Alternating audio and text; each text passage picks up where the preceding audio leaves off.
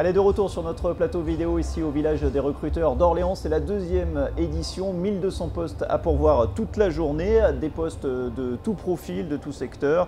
On recrute également des techniciens, des cadres. Bonjour Natacha Wojcikowski. Bonjour. Bonjour, vous êtes donc consultante pour Expectra. Expectra, c'est une filiale de Randstad.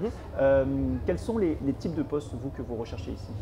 Alors nous sommes un cabinet spécialisé plutôt haute compétence, donc poste technicien, agent de maîtrise, ingénieur cadre, sur toute la région centre en fait. Donc on recrute sur 3 filières, donc on est là ici pour représenter ces 3 filières, donc l'industrie, l'informatique et le tertiaire. Une 50aine de postes au total, 3 filières. Oui. Là, vous me faites un florilège des filières où les difficultés de recrutement sont peut-être les plus importantes. Oui, tout à fait. Alors, moi, je suis consultante sur la filière tertiaire. Ce n'est pas ma filière qui souffre le plus en termes de pénurie de profil, je pense. C'est plutôt la filière industrie et informatique aussi, les métiers techniques, aujourd'hui, principalement. Alors, comment on s'y prend, justement, quand on est confronté à sur un marché pénurique? On essaye de s'adapter, on travaille beaucoup sur les réseaux sociaux, comme je vous le disais tout à l'heure, donc on innove. Ma collègue avec qui je travaille, qui est chargée de recrutement, fait beaucoup de posts sur LinkedIn par exemple. On essaye d'attirer les candidats, de se mettre au goût du jour.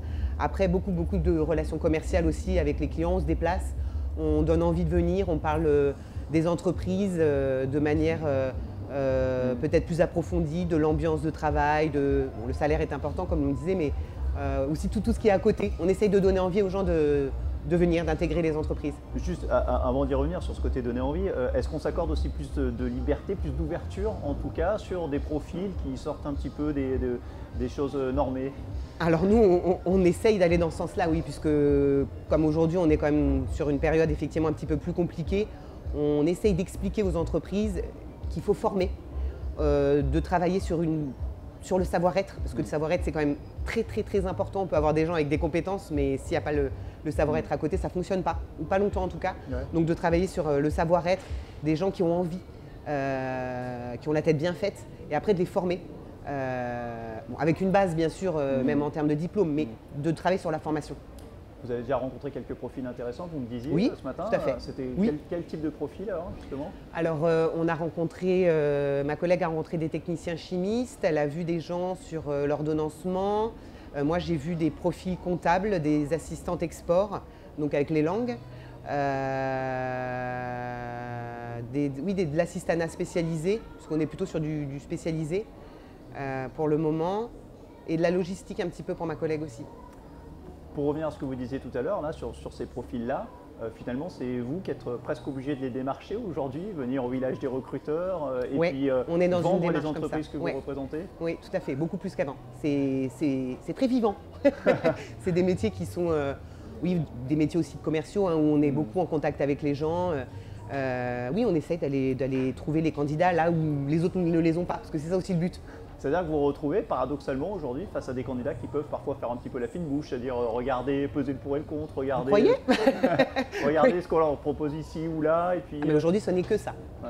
Alors là, sur les métiers techniques, c'est encore plus vrai. Une VRP du recrutement, quoi. Enfin, une VRP des entreprises que vous représentez. C'est ça, ouais. Qu'est-ce que vous mettez en avant pour représenter Expectra? Pour Expectra. Le sérieux, la qualité, c'est-à-dire qu'on a un service sur mesure.